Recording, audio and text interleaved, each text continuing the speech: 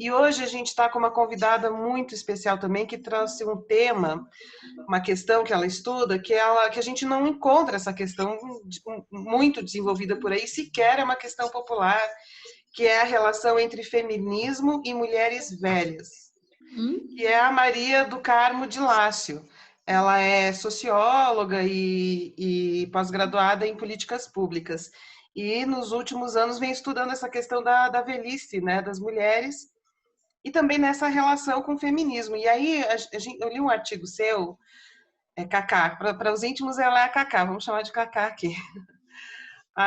Eu li um artigo seu em que você fala que o feminismo hoje no Brasil está muito voltado para as questões das mulheres jovens, das mulheres, né, que estão em plena força de trabalho, fazendo filhos, começando relacionamentos, vivendo a questão da violência sexual. Então, o feminismo está muito circunscrito neste lugar e que ignora a situação das mulheres velhas.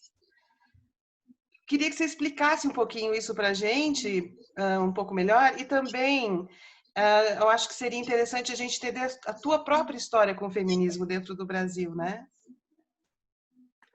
Tá, gente, olha que prazer estar aqui, Fernanda, Paula, Carolina, o pessoal todo que está assistindo. Adorei o nome Escova Progressista, que legal, são muito criativos. Não, é que a gente estava pensando no nome que fizesse essa dobradinha entre o que se imagina que seja o universo da mulher e uma virada. Aí falei, horas pensando eu e uma amiga, até que veio, escova progressista. A gente nem gosta disso, a gente nem faz escova, mas a gente, ao invés de progressiva, progressista. Muito legal, adorei o nome, estou adorando estar aqui. Bom, vamos começar falando assim, a supremacia, para começar, nós temos a mulher idosa, existe uma supremacia demográfica da mulher idosa, porque as mulheres, olá, Tatiana, né, que entrou agora. Isso. Oi, Tati. Eu sou estudiosa dos processos de envelhecimento e as mulheres são mais longevas do que os homens, quase 5 anos, se você for olhar a demografia, tá? Então, as mulheres, existe o conceito de femininização da velhice.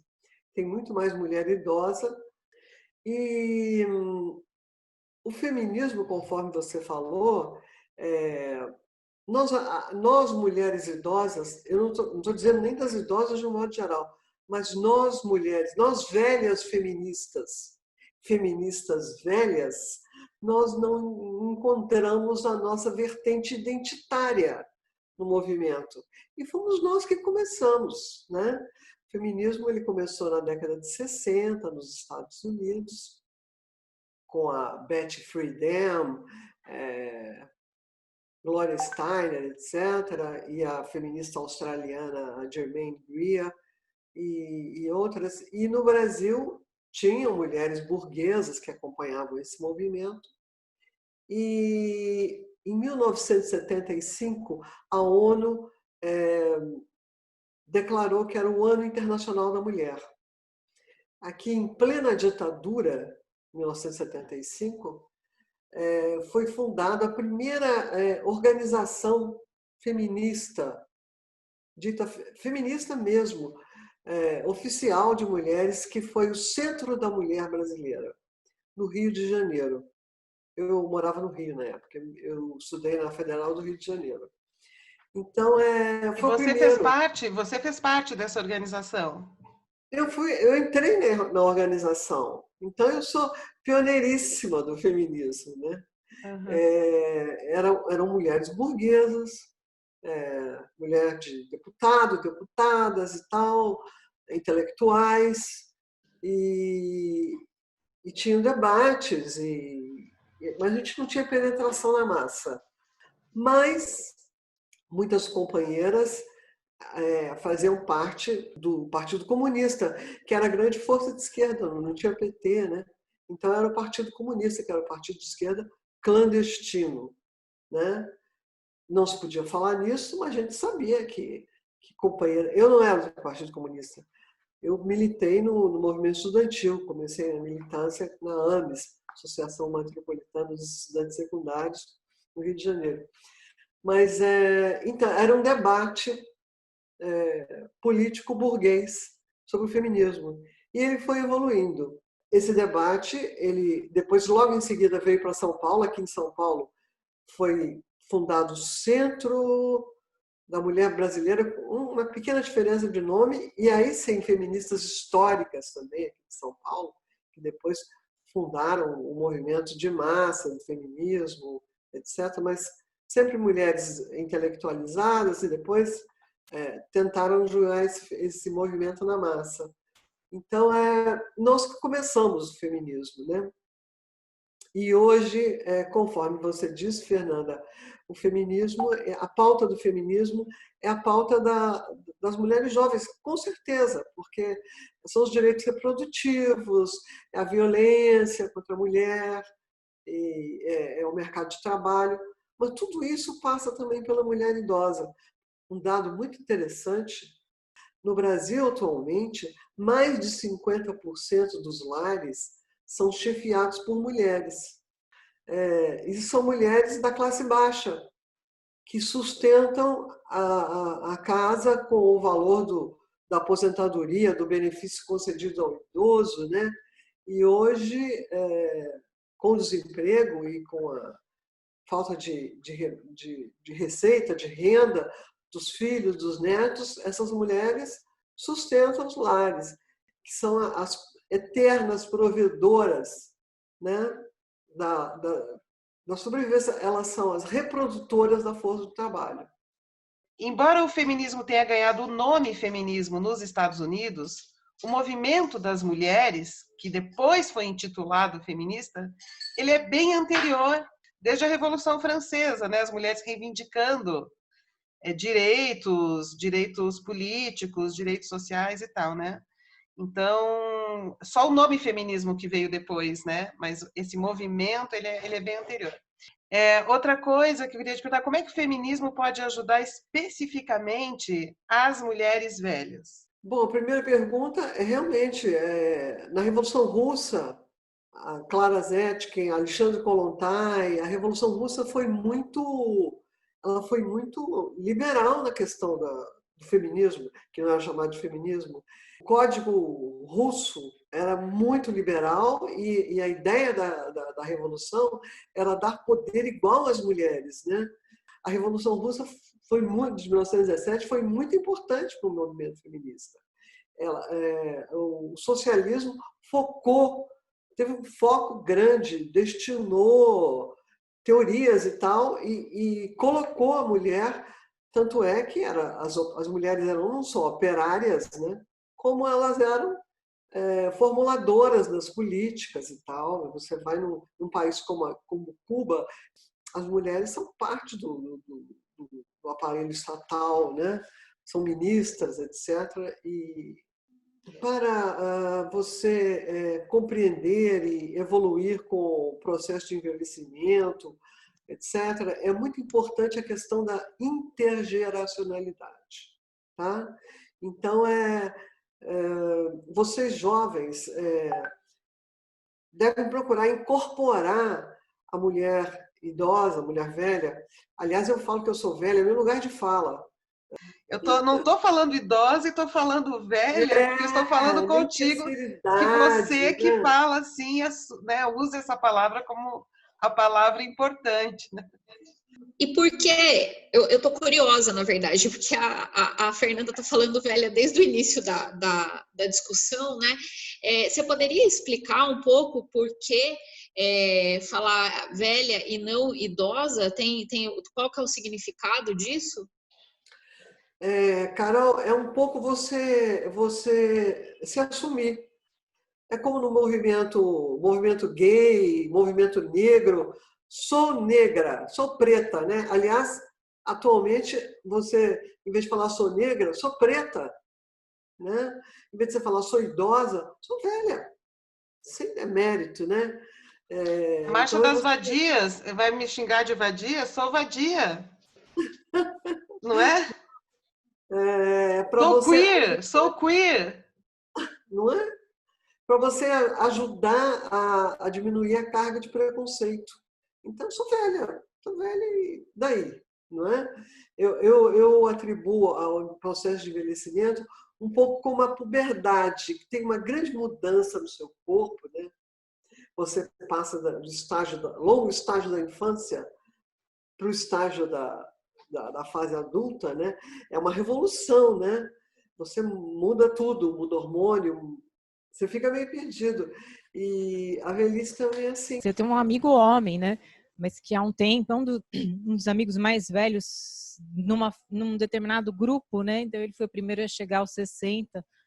E aí ele falou na época uma palavra que eu uso até hoje, que ele falou assim: tô na envelhecência, que Isso. é igual à adolescência, a mesma revolução hormonal, Que só que legal. por um lugar que a gente não conhece, porque a nossa sociedade não descreve o que é ser velho. Então a gente sabe que a adolescência é pré-idade adulta, que é onde é focado tudo da nossa sociedade, né?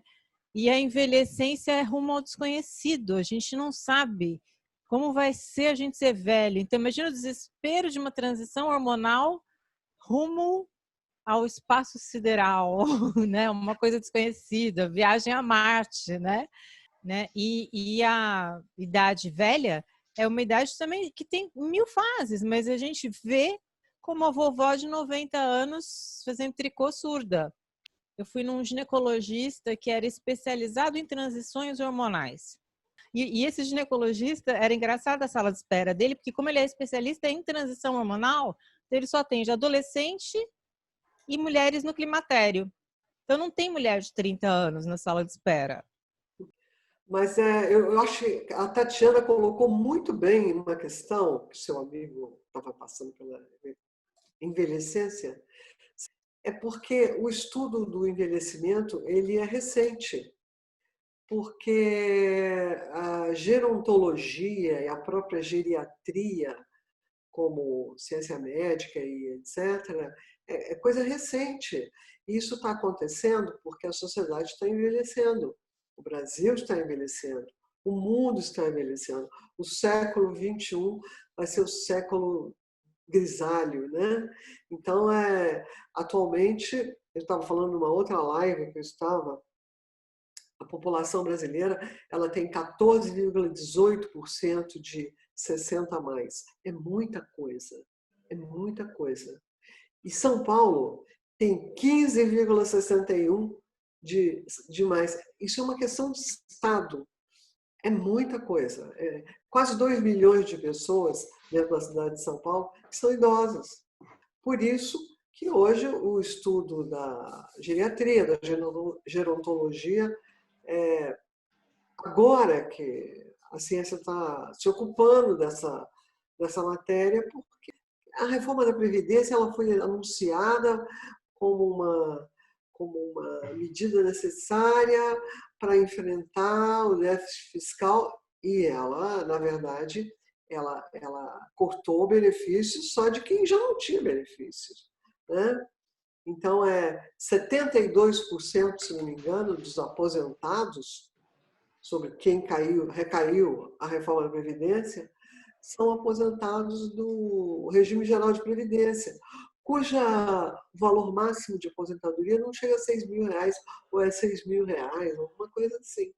E o valor médio das aposentadorias no Brasil, a Carol talvez conheça também essas estatísticas, o valor médio das aposentadorias do regime geral é R$2.500. Ele não pesa no orçamento. Pesa no orçamento a aposentadoria dos militares, a aposentadoria do magistrado, etc. Essas não foram tocadas e não serão tocadas, aliás, foram promovidos, né? Então, na verdade, essa aposentadoria aí é uma fraude. Isso vai, inclusive, afetar as mulheres e as mulheres idosas, porque são elas que... Imagina uma mulher idosa que trabalha como diarista, como que ela vai conseguir provar, que agora é 20 anos, provar 20 anos de contribuição? Ela vai ter que fazer uma contribuição autônoma, ela não tem mais carteira assinada, não existe mais. Agora, uma mulher que ganha para sobreviver, que ganha o salário mínimo, como que ele vai fazer planejamento de aposentadoria? Olha, quando eu me aposentei, que eu sempre trabalhei em empresa boa, etc., eu tive uma certa dificuldade para juntar tudo.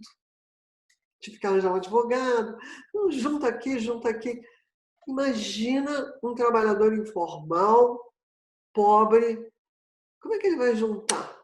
Na verdade, não vai se aposentar nunca, né? Porque a Nunca. expectativa de vida nas áreas periféricas, ela é extremamente baixa, né? Então, se pegar a cidade de São Paulo, a expectativa da periferia é de 50 anos em algumas áreas, né? Tem a questão do trabalho informal, que é muito alta, existe a questão da expectativa de vida nas áreas periféricas do Brasil, de maneira geral, né? Eu falei de São Paulo, mas do Brasil de maneira geral. Então, quem vai se aposentar é quem é de classe média, quem é de classe média alta. São essas pessoas que vão conseguir se aposentar e com salário reduzido ainda da aposentadoria, né? Porque para você ter o seu salário integral, eu fiz a conta, né? Por cima, eu vou ter que me aposentar com 74 anos. E eu comecei a trabalhar com carteira assinada com 23. Então, é muito tempo. E eu fiquei aqui pensando, refletindo, né, que eu li o artigo que você colocou, e a sua fala também, sobre você dizer que vocês participaram dessa construção do movimento feminista no Brasil, né? E que hoje esse movimento feminista, ele não vê essas mulheres que são velhas, né?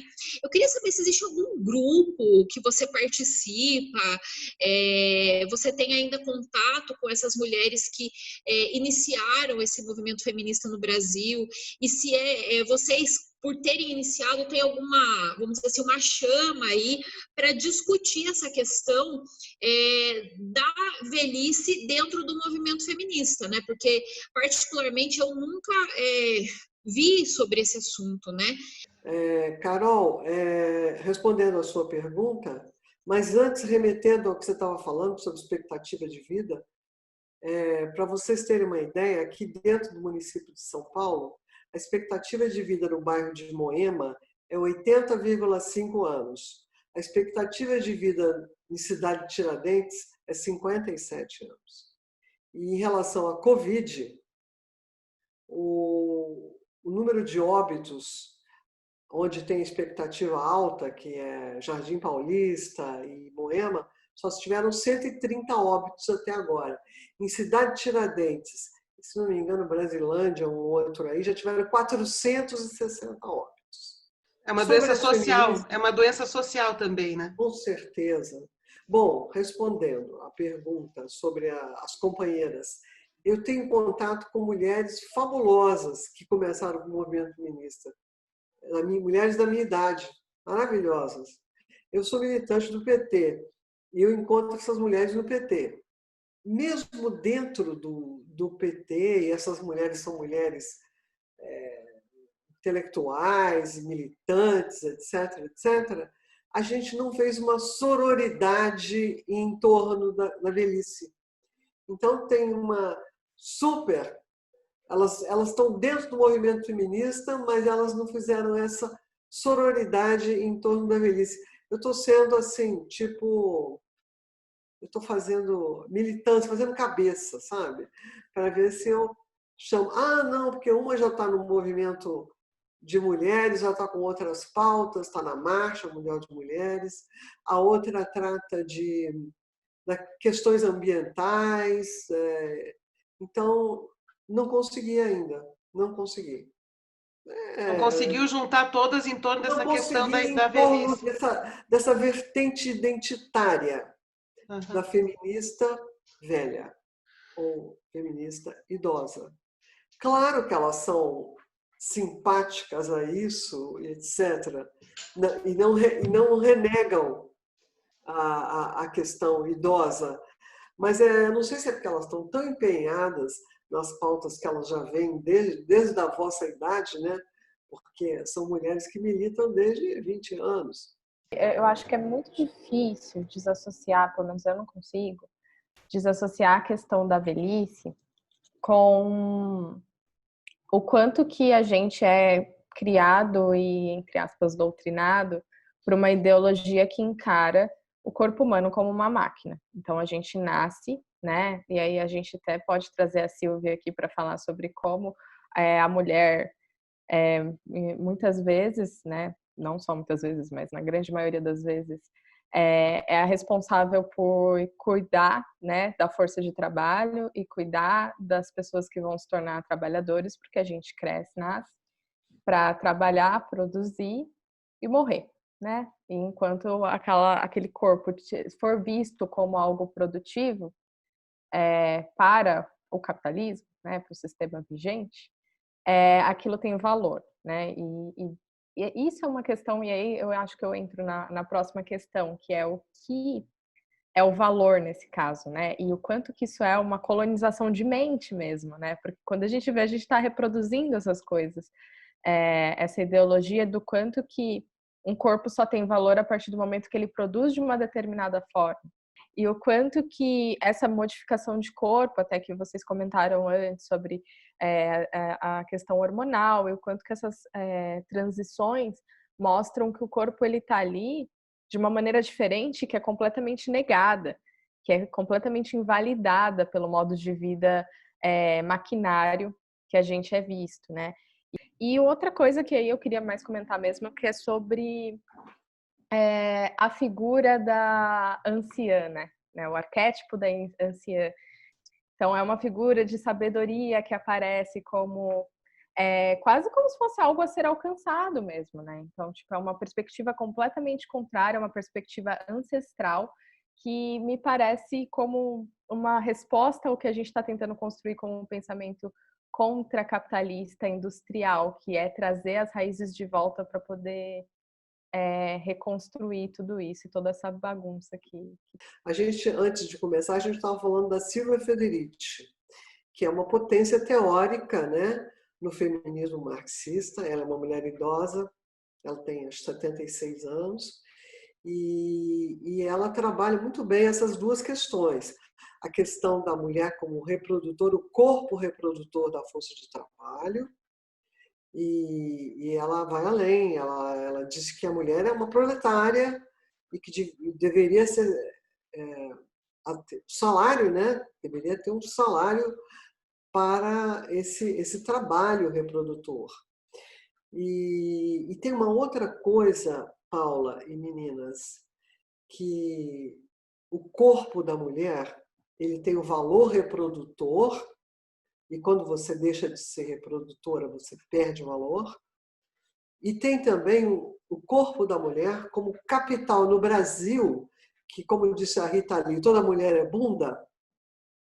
O corpo da mulher é um capital que a mulher burguesa tem. Então, por isso, essa corrida na cirurgia plástica,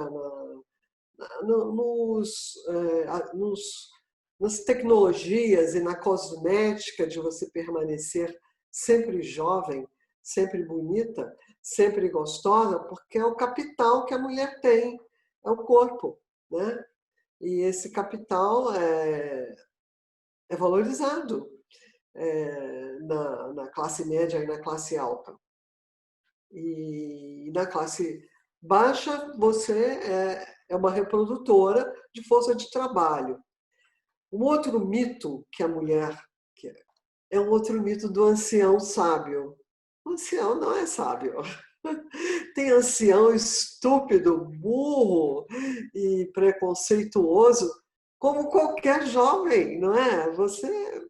E tem, sabe, essa mulher que ela tem sabedoria porque ela é anciã. Isso não existe. Isso aí é um outro mito que nós temos que, como disse a Tatiana, você tem que aprender a envelhecer, aprender a lidar com o seu corpo. E como a sociedade vai envelhecer e como não existe mais trabalho assalariado, nós, velhos e idosos, vamos continuar fazendo parte da força do trabalho.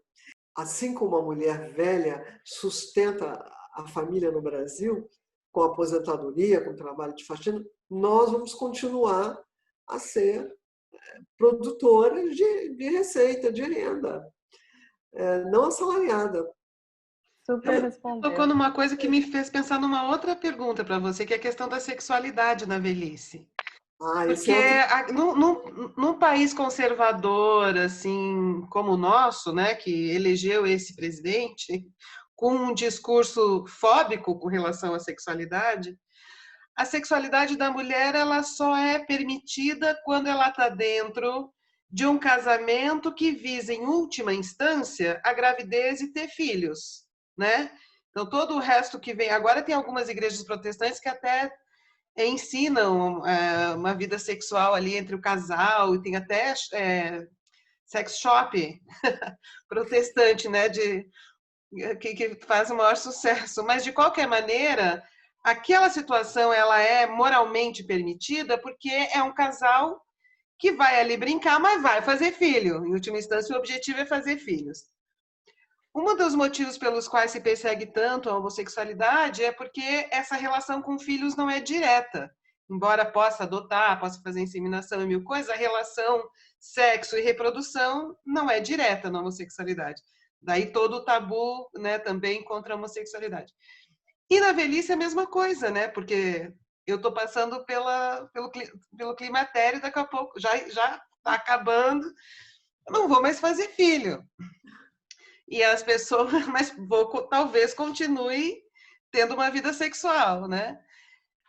Uma vez eu vi quando a Dercy Gonçalves era viva, alguém perguntou para ela, ela tinha 90 anos, ela falou, olha, o desejo nunca morre. Você tem que adaptar a sua sexualidade com a velhice. Geralmente as mulheres estão sozinhas. Ou o marido morreu, meu marido morreu. E, então você tem que, sabe, você tem que improvisar, arranjar outras coisas. Né? A sexualidade é uma coisa assim, é um mar, né? É um mar de opções. Não vamos dessexualizar a velhice, mas não vamos tornar a sexualidade na velhice como a sexualidade papai e mamãe. Não é mais. Não é mais.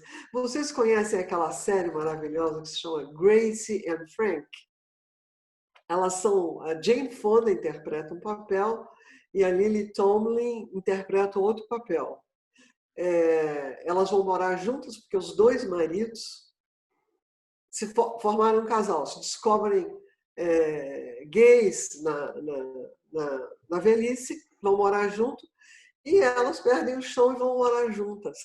Então, aí elas se dedicam a fazer negócios e tal, e o que elas produzem, que virou um sucesso, é um vibrador para mulheres idosas.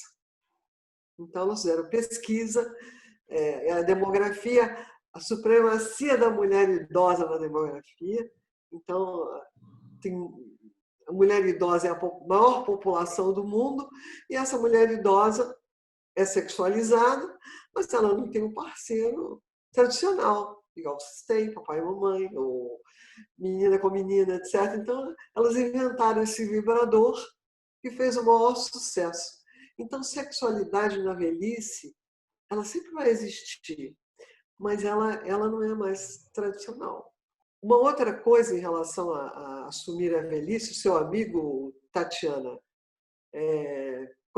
tem uma famosa pesquisa que ela é levada, ela é atualizada, está até para sair agora uma nova atualização, ela é feita pelo SESC, em parceria com a Fundação Perseu Abramo.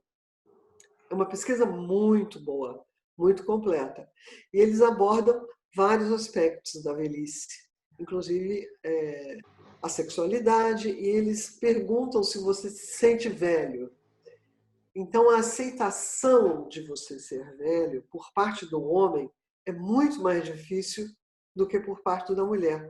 Porque, em relação ao homem, tem a questão da virilidade.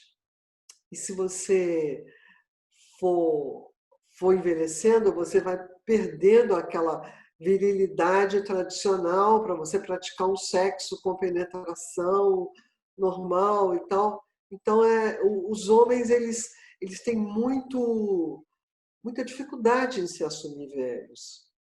Uma vez eu vi um documentário justamente sobre isso não era da sexualidade. E aí que eu entendi a diferença.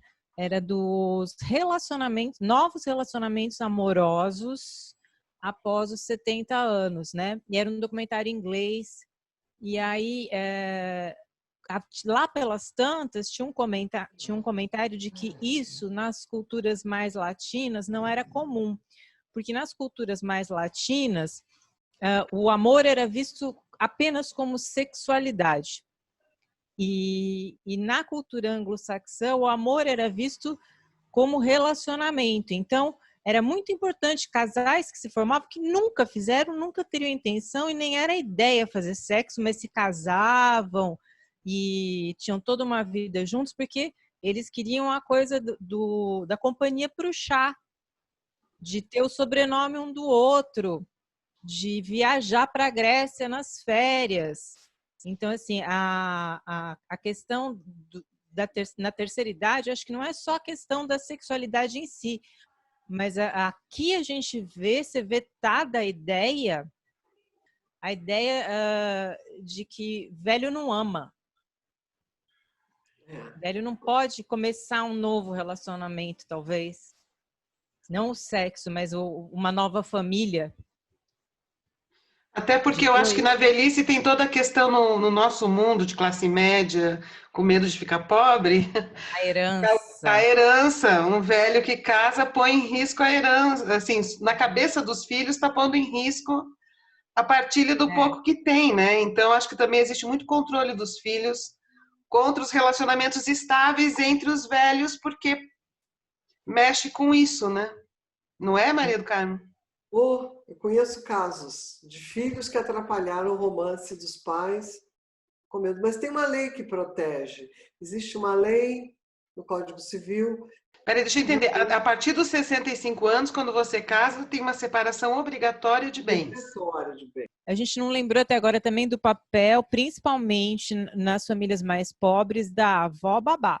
É ser coadjuvante da criação da força de trabalho também, além de ser muitas vezes mantenedora com a sua renda de aposentadoria, ela também continua trabalhando na criação da força de trabalho. E de um trabalho não remunerado, né? Maria do Carmo, quero agradecer muito você por ter dado essa entrevista, né, por ter vindo conversar com a gente, né, nesse projeto da Escola Progressista. Quero agradecer a Paula, a Tati e a Carol, né, por estarem aqui. E muito obrigada, gente. Obrigada. Eu amei. Foi muito legal, Maria do Carmo, você compartilhar com a gente as suas vivências. Foi instigante e eu gostaria de a gente poder contar mais vezes com você.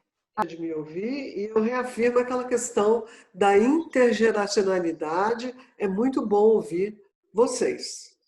Beijos. Tchau, gente. Tchauzinho, Durmam em até paz. a próxima, gente. Tchau. Tchau.